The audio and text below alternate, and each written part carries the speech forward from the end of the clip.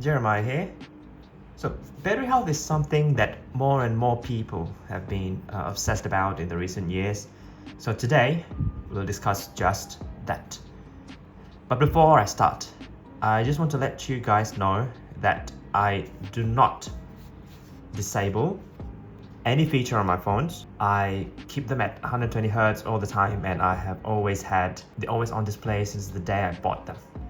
So I don't believe in disabling features just to save some battery health. The only difference is that when I first had my Nothing Phone 2, I kept charging it to full for many months, and thanks to that, the battery actually tanked, as I will show you on my LAKEY battery. So I know that this is not going to be 100% accurate, but I've been using this since the day I bought my phone, and the calibration should be pretty accurate basically. And as you can see here, battery health is at 94% after how many months is it now? 1 year and 2 months. All right, if I actually took better care of my battery health by not charging it to full every time, I think I wouldn't have like this bad of a battery health. I think it would be like at least a little higher, maybe 96, 97, but I digress. So my iPhone, which is the phone that I'm currently using to record this video, on the other hand, it only gets charged to 80 to 85% most of the time. I get it to 100% only when I know I would be out for more than half the day.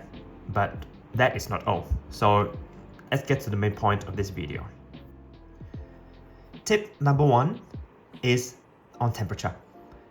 So heat is lithium batteries' #1 enemy. Okay, while charging, basically try not to do anything too intensive, because when you're charging, your phone battery temperature would definitely go up by a few degrees. Okay, maybe not too much if you're not fast charging, but you can reply to messages when you need to, but don't play games when you're charging. Don't try to edit and export videos, because that is very power hungry, or even make video calls. Those are just too power intensive. And with your phone already charging, it already has a relatively higher temperature, and if you do those things, those activities on top of charging, it will make it even worse. So just try and avoid that. And also, when you're under the sunlight, when the day is very bright and hot, right, maybe you can also avoid playing games or like recording videos. Basically try to keep your phone cool. That is what I'm trying to say. All right, try not to expose your phone to high temperatures. Right, note that fast charging as well as wireless charging may contribute to a higher temperature as well. And not only your battery, it might also affect your overall performance. There's no other way around it. If you really care about your battery health, then you have to keep in mind about the heat and the temperature basically of your phone. And tip number 2, it is about our charging pattern. So charging overnight is actually okay on modern phones. Okay, your phone won't overcharge, because smartphones have been smart enough to manage this for many years now. All right, it can stop charging so that you will not overcharge at all. It is going to be very safe if you want to charge overnight. But the problem is when you try to charge past 85% or below, if you discharge it below 20%, that is going to put a huge strain on the battery. The sweet spot, okay, if you really want to be safe, is between 20% to 80-85%. That is your best bet. But of course, if you want to go the extra mile, you need to charge your phone. Your battery level is best between 40% and 80%. If you really want to go through this routine every day, I'm pretty sure it will actually help you in the long run. But again, charge cycle will also affect your battery health.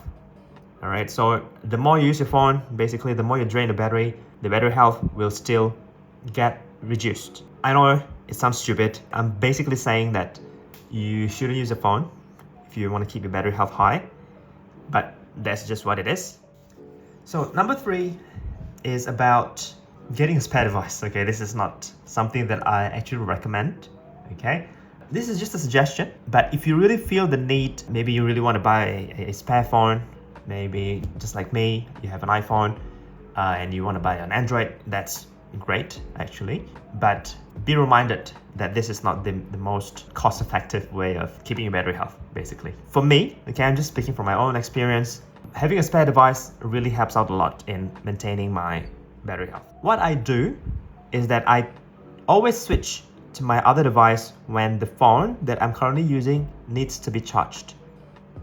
Okay, so for example, right now I'm using my iPhone, right? But when I need to charge it, I will switch to my phone too and use it until I need to charge it as well. After that, then I will switch back to my iPhone, and there goes the cycle, basically. So to conclude, there are quite a few things to consider if you want to maintain your battery health, but at the end of the day, a phone is just a tool. Use it however you prefer. This video is meant for those who want to keep their phones for the long haul or are considering to sell it at a less depreciated price next time.